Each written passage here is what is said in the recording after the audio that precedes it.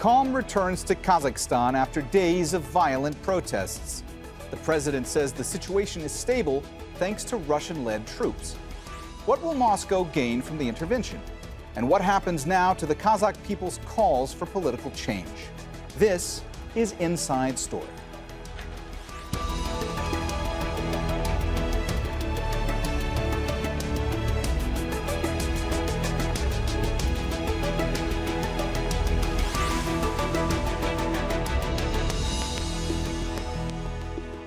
Hello and welcome to the program. I'm Mohammed Jamjoom. Kazakhstan cities appear to be calm for now after days of violent protests triggered by high fuel prices. The issue ignited people's long-standing grievances against inequality, corruption, and lack of democracy in the former Soviet state. The government called the protesters terrorists and asked a Russian-led military alliance to help stop the unrest. President Kassym-Jomart Tokayev thanked Russia's Vladimir Putin for sending 2,500 soldiers. The troops are from the Regional Collective Security Treaty Organization. The leaders also discussed holding a video conference with other members of the bloc. Tokayev has ordered Kazakh security forces to shoot without warning. And authorities have arrested the former national security chief on suspicion of treason. Al Jazeera's Robin Forestier-Walker is monitoring developments from Tbilisi in Georgia.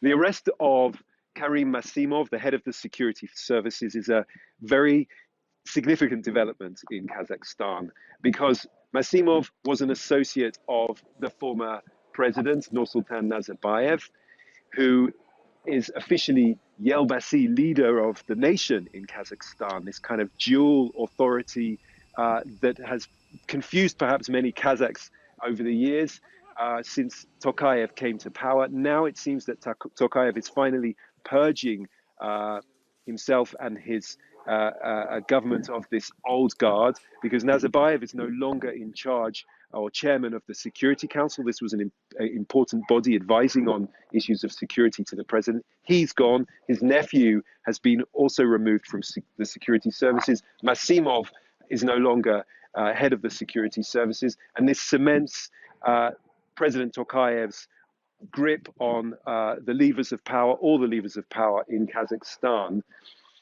And he has now said that the situation has stabilized in the country. He has, of course, the support of Russia, now that the contingent of troops from the CSTO, 3,500 foreign troops, most of them Russian, are deploying to Kazakhstan to prop up his government and his administration.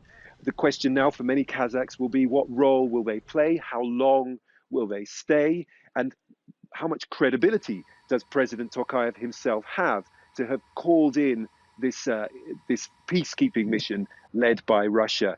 And they will be expecting him to accept that changes are needed in Kazakhstan. He has said he will address those needs. He will outline his plans for reforms on the 11th of January. This is Robin Forestier-Walker for Inside Story.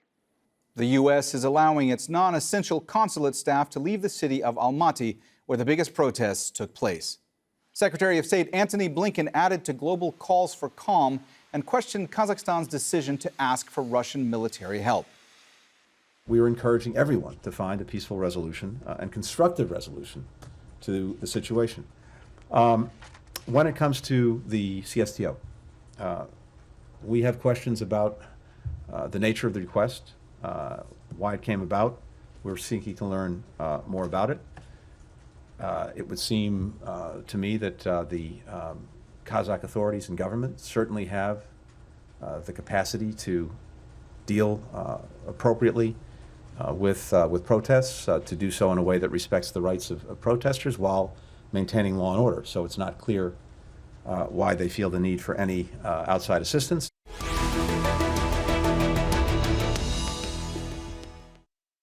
All right, let's bring in our guests. In Geneva, Cholpon Orozobekova, director of the Bulan Institute for Peace Innovations. In Moscow, Maxim Suchkov, a specialist on Russian policy and foreign affairs at the Russian International Affairs Council. And in Brussels, Theresa Fallon, director at the Center for Russia, Europe, Asia Studies. A warm welcome to you all, and thanks so much for joining us on the show today. Theresa, let me start with you today. How does the unrest in Kazakhstan impact Russia, and what does the Kremlin want out of Kazakhstan? Well, Russia and Kazakhstan share one of the biggest borders in the world. So what happens in Kazakhstan really affects what happens in Russia. But we have to ask ourselves, why did Putin move so quickly when he had this request? He immediately seized on it. This is the first time the CSTO has been used in this fashion. So Kazakhstan is an enormous country with key energy issues, and it has practiced a multi-vector policy. So that means that they aren't just in the Russian orbit any longer. It's a post-Soviet country. For 30 years, they've had this kind of interesting relationship. And China has made incredible inroads of influence in Kazakhstan as well. So it's a country wedged between two major powers of Russia and China. And it's a key player on China's Belt and Road Initiative. It's Xi Jinping's signature policy, and to build kind of on the idea of the old Silk Road and have economic instruments. But the other key aspect of all of this is the energy. Kazakhstan's a huge producer of energy, and they export by pipeline to China. And during the heyday, when I lived in Moscow, an oligarch, Khodorkovsky, was actually put in prison because he had the temerity to try to negotiate building a pipeline, an independent pipeline from Kazakhstan to China directly, circumventing Russia's kind of monopoly on pipelines in the old Soviet Union. So this was a red line for Putin, and Khodorkovsky ended up in prison for 8 years on that. So this gives Putin an incredible opportunity to seize some leverage on China's energy exports from Kazakhstan. And we see Beijing's response to this, because Kazakhstan, the current leader of Kazakhstan, didn't reach out to the Shanghai Cooperation Organization, the SCO. He rather reached out to Moscow through the CSTO. So clearly he sees closer affiliation with Russia. So this is kind of a loss for China. In the Chinese press, they're saying we should work together, the CSTO and the SCO, to work together. So China definitely feels cut out of this major power move by Putin. Maxim, you heard Theresa there talk about the fact this was the first time that the CSTO, that's the Collective Security Treaty Organization, that it's been deployed in this fashion. I'm curious to get your point of view about, first of all, how significant a move that is, but also I'm curious to get your point of view about what Russian President Vladimir Putin, what his position was when all the unrest first began in Kazakhstan. Would he have wanted to intervene, or would this intervention have been a reluctant one? Well, I think what is different between policymakers and political analysts is that political analysts enjoy a more time and rather lax environment in which we can analyze events, while policymakers at this top level have to react quickly to the unraveling events. So I think what we've seen and happen in Kazakhstan over since the beginning of the year was an incredibly swift wave surge of protest activity that spanned most of the country, at least major cities in the country. And in some of the cities, it got really violent. So it did raise a lot of concerns in Russia over potential prospects for what may happen in Kazakhstan, whether the state institutions would collapse, whether this is kind of an intra-struggle between the elites or there's some foreign involvement there. All kinds of versions, I think, were weighted in. And when the request came from the president of Kazakhstan for the CSTO mandate to intervene on peacekeeping, that I think was interesting in itself, because the mandate that the CSTO invoked was exactly the peacekeeping force, even though it had other types of troops, including anti-terrorist activities. So on the one hand, you have the Kazakh leadership talking about foreign elements and calling the protesters as terrorists. On the other hand, you have CSTO invoking not the anti-terrorist mandate, but peacekeeping mandate, which is quite interesting in itself. But the presence so far has shown to be rather limited. I think Moscow is aware of all kinds of pitfalls and challenges that are on the way, meaning, that the CSTO may be seen and has already been seen in some factions, I bet, in Kazakhstan as a problem rather than a solution to the crisis. So Russia wants to move rather cautiously and not participate in calling protesters, but rather in safeguarding key security infrastructure facilities, make sure that its involvement is restricted in time. So the CSTO General Secretary says it may last from, quote, several days to several weeks. but it depends on the situation in the country and upon the decision of the president of Kazakhstan. So far, I think it has been pretty cautious, making sure that the country is stabilized and it does not get spill over to neighboring regions, including in Russia, given what my colleague previously mentioned about the big border. Cholpon, President Tokayev has said that the situation has now been stabilized. Is that the case? Are things back firmly under government control in Kazakhstan? Thank you very much. So in Kazakhstan now, people are scared and feel unprotected. So I have colleagues and friends in Kazakhstan. It's really hard to reach them out as the government cut internet and mobile phone services. And we are having very rare chance to ask them if they are doing well. And people are scared and they are staying at home mainly. There is uncertainty. They say that they can't trust anyone and don't know which sources they have to trust. And they sit for days with no access to internet. And then sometimes they have internet for a short time, but mainly without communication. So they can't reach out their families, friends. And local journalists are informing that you can hear in Almaty single shootings now. It's mainly to warn people not to approach the main square or some strategic objects. And Russian and other foreign troops are already in the streets, guarding some buildings and streets. And so the situation is more calm today. But in general, I would like to comment why this situation is very complicated. You need to understand that there are two events happening in Kazakhstan concurrently. Mass anti-government protesters that started first, but also a battle for power within the highest echelons of power. It's fight between the clan of Nazarbayev and Tokayev. Now Tokayev, when he has support of Russia and CSTO organization, he started arresting the close circle of Nazarbayev. For example, today was arrested Maximov, who served twice as prime minister, and he's seen as a long-time associate of former President Nazarbayev. And next complication comes from the absence of alternative political figures. Compared to neighboring Kyrgyzstan, for example, Kazakhstan does not have any opposition leaders who can guide, unite protesters and negotiate with the authorities and at the same time negotiate with Russia, for example.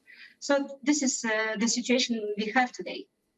Theresa, let me ask you, could anybody have anticipated that all of this would have happened as quickly as it did in Kazakhstan, or was the region and the world taken completely by surprise? Well, there have been rumblings of protests for years now, and we've seen the current government has made pledges to do reforms, and it's been kind of simmering around. The government hasn't made the reforms that it has promised. And I think that this was just the last straw on the camel's back when they doubled the price of fuel. And it was shocking how fast it went across the entire country. We're talking about a country the size of Western Europe. So that this happened so rapidly. There has been speculation since there's been an outage, the internet, that always leads to rumors. And as my previous colleague mentioned, this idea of Nazarbayev, there are all sorts of rumors circulating that he even fled to China. So it's unclear what's going on there. It's not perhaps just the protesters, but maybe agent provocateurs. We don't know. It's a lot of speculation, but it was so serious that they had to call in Russia quickly, and Russia didn't dither. They immediately came in. And from footage I've seen, they've sent 75 planes, military planes in, carrying tanks and all sorts of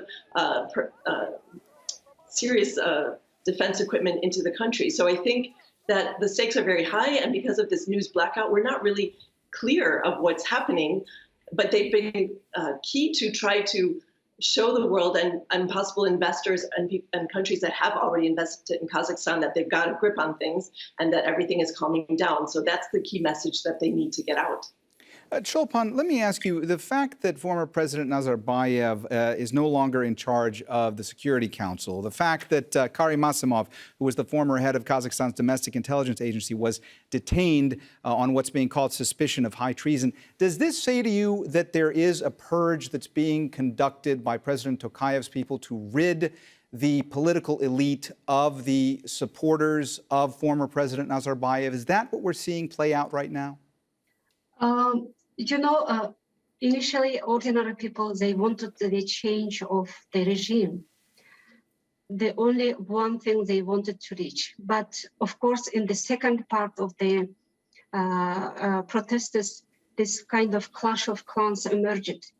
But it's really difficult to say something at this moment, but it seems that there is going on battle between these two clans. Because as you know, Nazarbayev stepped down, but he was like guiding all policy making behind the scene. And maybe it's the chance for Tokayev to get rid of the Nazarbayev's clan.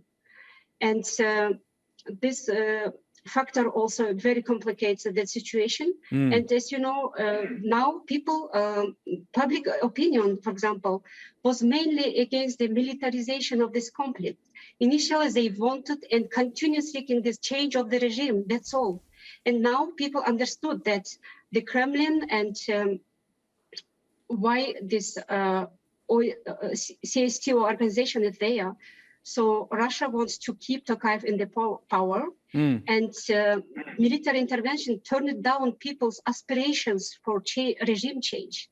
And people now are disappointed and scared.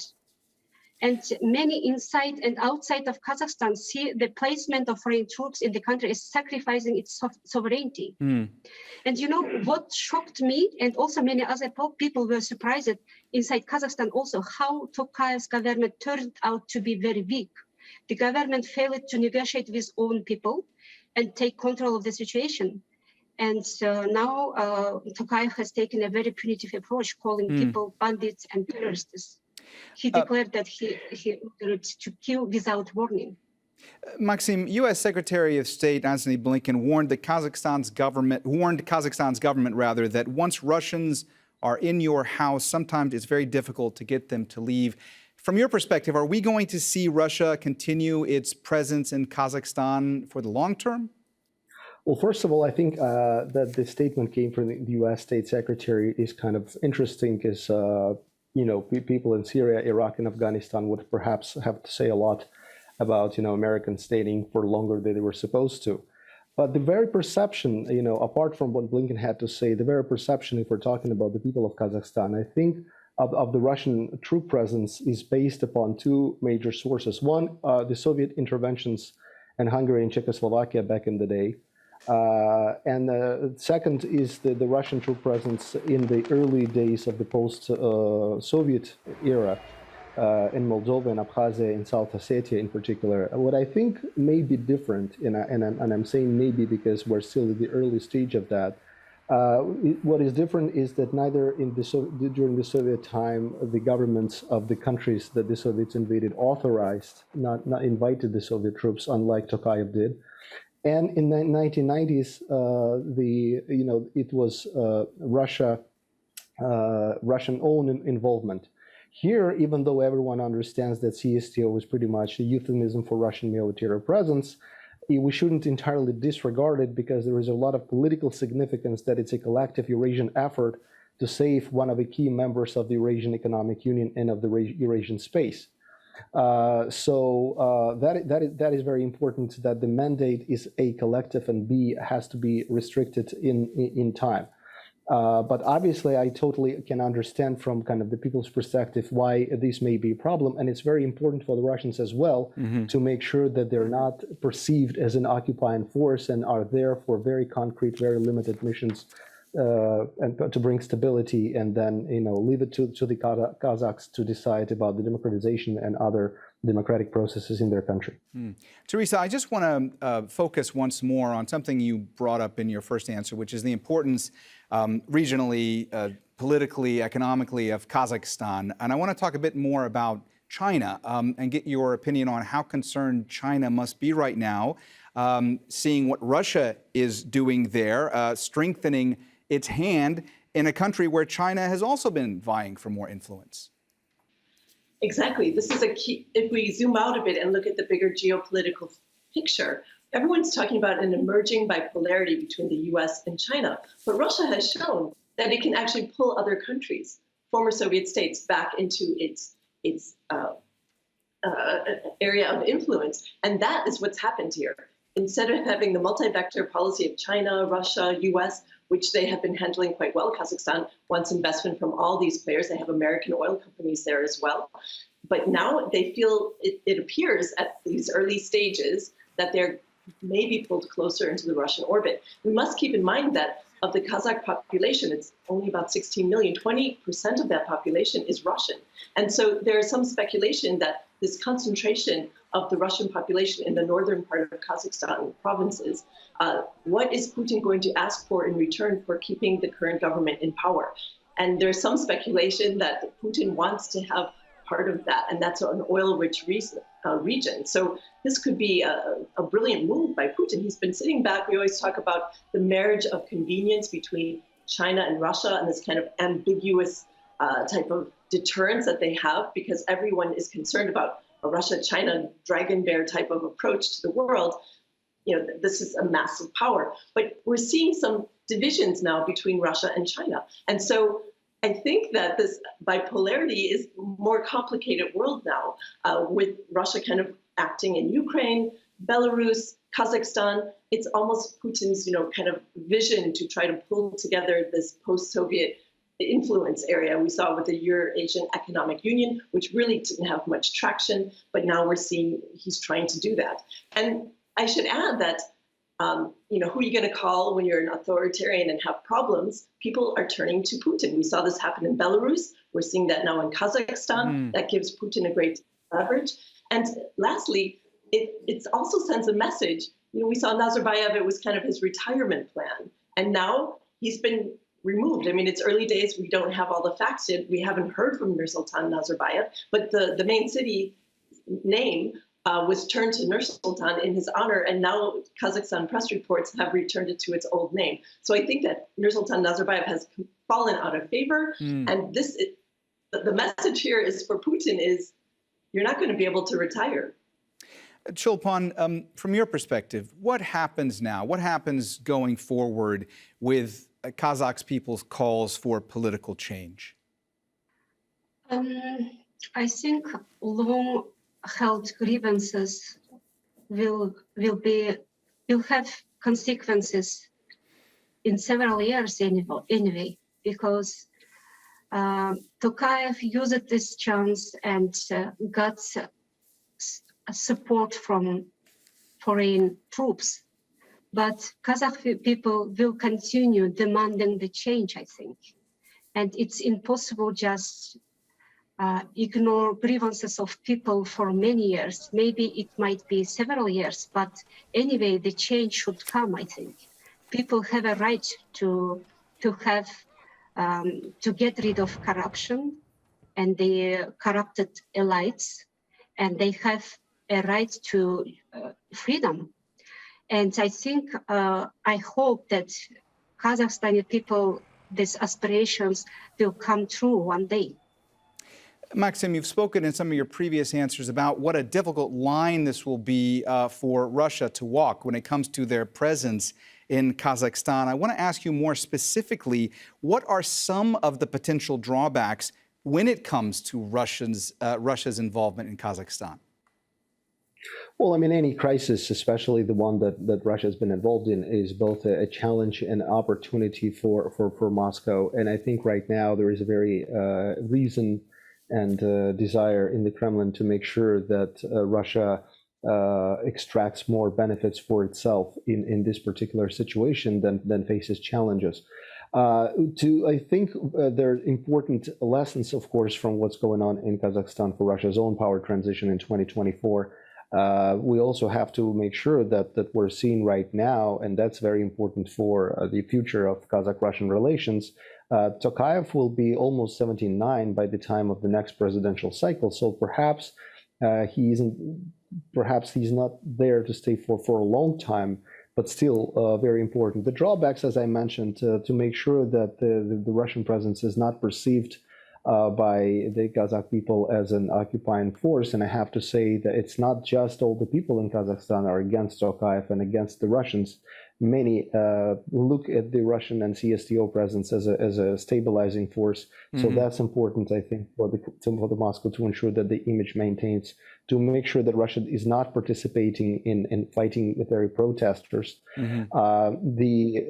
Making sure it's also kind of, I think, that this CSTO presence perhaps will have to be decided what comes next. But the Russian ethnic presence is very important. So I think what is now, we're in Moscow, that the ethnic Russians are not subjected or targeted to attacks by those who are displeased with CSTO presence, and associate the CSTO presence with the ethnic Russians. So a lot of things I think that are on the table for Moscow to look at. But so far, I think Putin has learned to move rather cautiously. We'll see what happens next. All right, well, we have run out of time, so we're going to have to leave our conversation there. Thanks so much to all of our guests, Cholpon Orozobekova, Maxim Suchkov, and Theresa Fallon. And thank you, too, for watching. You can see the program again anytime by visiting our website, aljazeera.com. And for further discussion, go to our Facebook page. That's facebook.com/AJ Inside Story. You can also join the conversation on Twitter. Our handle is @AJ Inside Story. For me, Mohammed Jamjoom, and the whole team here, bye for now.